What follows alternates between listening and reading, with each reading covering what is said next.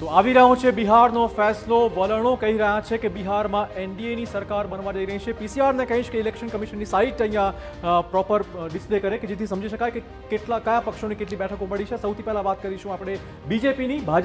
ભાજપના ઉમેદવારો અત્યારે 70 બેઠકો પર આગળ ચડી રહ્યા છે.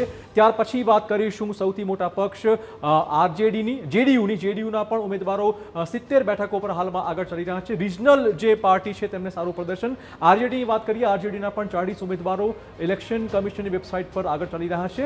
એલજેપીના 15 ઉમેદવારો અત્યારે આગળ ચાલી રહ્યા છે. આ ઉપરાંત વાત કરીશું કોંગ્રેસનો દેખાવ બહુ સારો ન કહી શકાય, કેમ કે માત્ર 9 ઉમેદવારો જ આગળ ચાલી રહ્યા છે. ત્યાર પછી વાત કરીશું અન્ય નાના પક્ષોની. એચએમએસના 4 ઉમેદવારો આગળ ચાલી રહ્યા છે.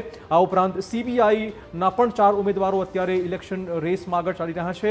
સીપીઆઈએમનો 1 ઉમેદવાર આગળ ચાલી રહ્યો છે, સીપીઆઈનો 1 ઉમેદવાર, જ્યારે કે બીએસપીની વાત કરીએ તો એનો પણ 1 ઉમેદવાર આગળ ચાલી રહ્યો છે. ટૂંકમાં આખો જે ગ્રાફ સમજવાનો પ્રયત્ન કરીએ, ભાજપના 70 ઉમેદવારો આગળ ચાલી રહ્યા છે. બીજી બાજુ જેડીયુના 70 ઉમેદવારો, એટલે કે ચોક્કસ સરખા ઉમેદવારો આગળ ચાલી રહ્યા છે. વોટ શેર જણા કયા પ્રકારનું છે સમજાવી દી ઓડિયન્સને. બિલકુલ ચિરાગ, અને સ્પષ્ટ છે આ વખતે જેડીયુ સૌથી મોટી પાર્ટી તરીકે ઉભરી રહી હોય તે પ્રકારે સામે આવી રહ્યું છે. જે ઇલેક્શન કમિશનના આંકડા સામે આવી રહ્યા છે. હવે percentage wise, party wise vote share કેટલો છે તે જાણવાની કોશિશ કરીએ. સૌથી વધારે આપ જોઈ રહ્યા છો, સૌથી વધારે વોટ શેર બીજેપીનો 23.24% વોટ શેર ચાલી રહ્યો છે. જે પ્રકારે દાવા કરવામાં આવી રહ્યા હતા અને તે સાબિત પણ કર્યું છે.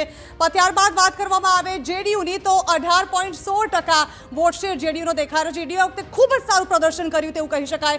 ત્યારબાદ આરજેડીએ પણ સારું પ્રદર્શન કર્યું છે. 22.92% વોટ શેર સાથે આરજેડી પણ લીડ કરી રહી છે. આ તરફ અન્ય પક્ષોની વાત કરવામાં આવે તો 12.83% વોટ શેર તેમનો રહ્યો છે. અન્ય પક્ષો જે નાની પાર્ટીઓ છે તેમણે પણ પ્રદર્શન આમ જોવા જઈએ તો કમ્પેરેટિવલી ઘણું સારું કર્યું છે. પરંતુ સ્વાભાવિક છે કે આરજેડી, જેડીયુ અને બીજેપી સામે કોઈ નથી. એઆઈએમઆઈએમની વાત કરવામાં આવે આ વખતે ખૂબ જ ખરાબ પ્રદર્શન એટલા માટે કહી શકાય. 1.31% વોટ શેર આપ જોઈ રહ્યા છો. અન્યનું જે નોટાને 1.93%, એટલે લોકોએ એ વિકલ્પ પણ આ વખતે એવું કહી શકાય નકારી કાઢ્યો છે. લોકોને એવું લાગ્યું હશે કે સારા મારી પાસે ઓપ્શન છે. એલજેપી, ચિરાગ પાસવાને સારું પ્રદર્શન કર્યું હશે, 5.96%. કોંગ્રેસે તેના કરતાં થોડું સારું પ્રદર્શન કર્યું છે, 7.99% જેટલો વોટ શેર છે. ચિરાગ, એવું ચોક્કસથી કહી શકાય કે અત્યાર સુધી ભલે નકારવામાં આવ્યા હોય એક્ઝિટ પોલના તમામ આંકડા, તેજસ્વીની પ્રતિક્રિયા સામે આવી હતી. તેમણે કહ્યું કે મહાગઠબંધન જ જીતી રહ્યું છે અને અમે એક્ઝિટ પોલના તમામ આંકડાને નકારીએ છીએ, પરંતુ તે ખોટું સાબિત થતું સ્વાભાવિક છે.